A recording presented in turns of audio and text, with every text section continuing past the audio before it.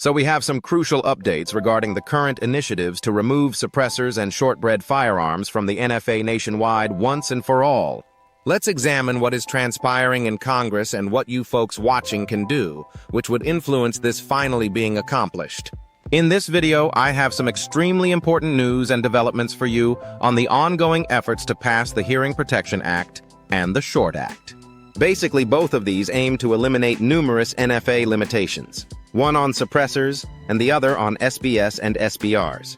The Hearing Protection Act, which is H.R. 44, as many of you understand, was legislation aimed towards removing suppressors from the NFA, abolishing the unconstitutional registry, deregulating the production of suppressors, and it would fundamentally have a lot of downstream effects and essentially would open up suppressors to once again be possessed in anti-gun states like California, Illinois, New York, and other regions that restrict access to those categories of NFA items. The Hearing Protection Act, along with the SHORT Act, were in the House Ways and Means Committee, and they genuinely should have passed quite easily.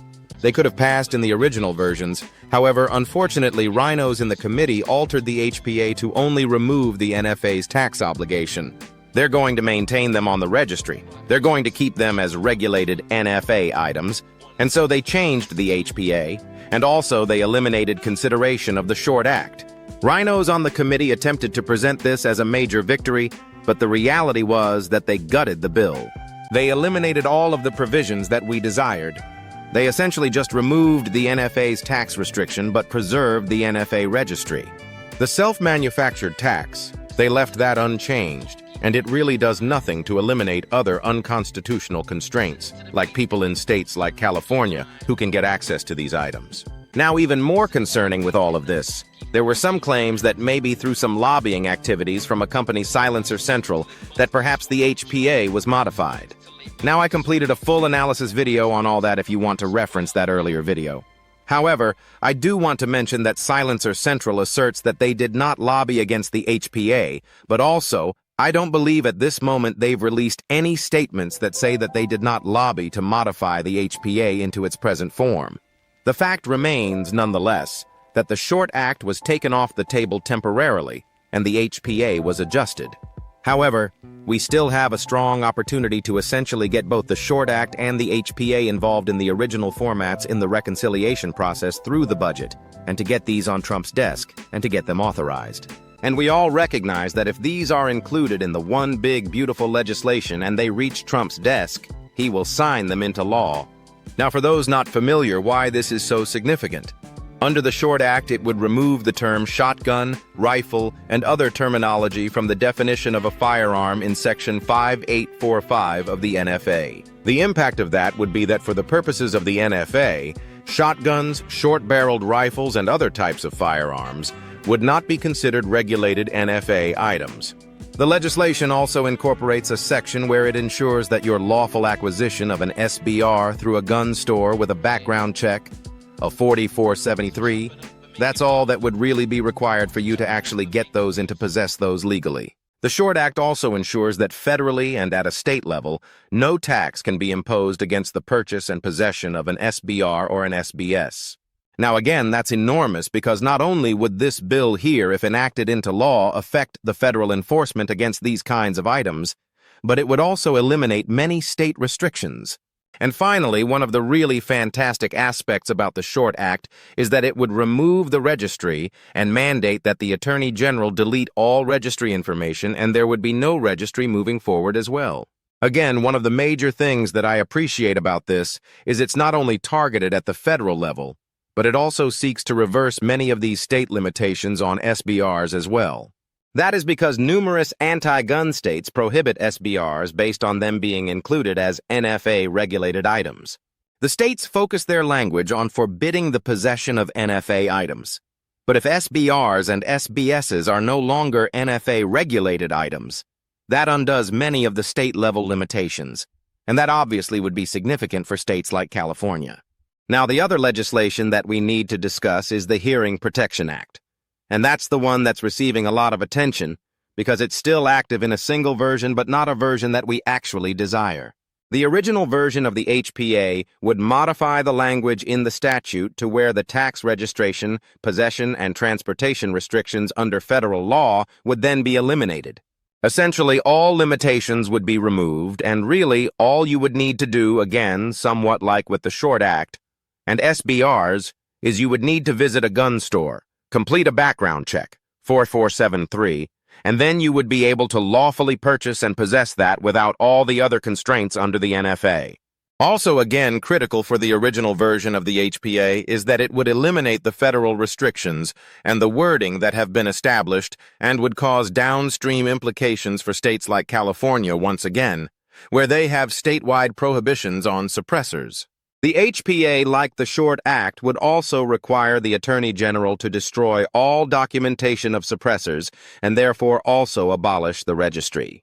Now, like I mentioned after the committee and the Ways and Means Committee and the evaluation of the HPA and the Short Act, the HPA was substantially modified to only remove the NFA's tax requirement, and also ultimately the Short Act was eliminated from consideration.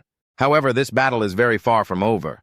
The noise we've all been creating about the HPA and the Short Act has unified many in the 2A community and got back to Congress and members of Congress, and they've informed them explicitly that we want them to pass these bills in their original formats.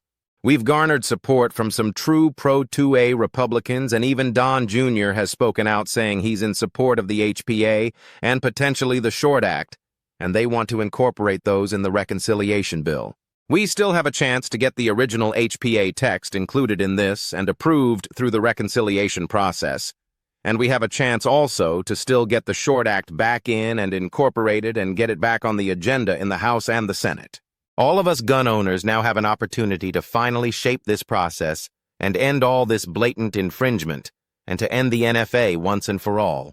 The reconciliation bill is going to be before the House Committee on Rules this week. So it's our chance to make a lot of noise and get our representatives to include the original form of the HPA and potentially get the Short Act eventually also incorporated in the reconciliation process. So it's on all of us to exert pressure on our representatives in the House and the Senate. Reducing the tax is not sufficient and does not assist gun owners like me in states like California and other residents and other states where they outright prohibit NFA items.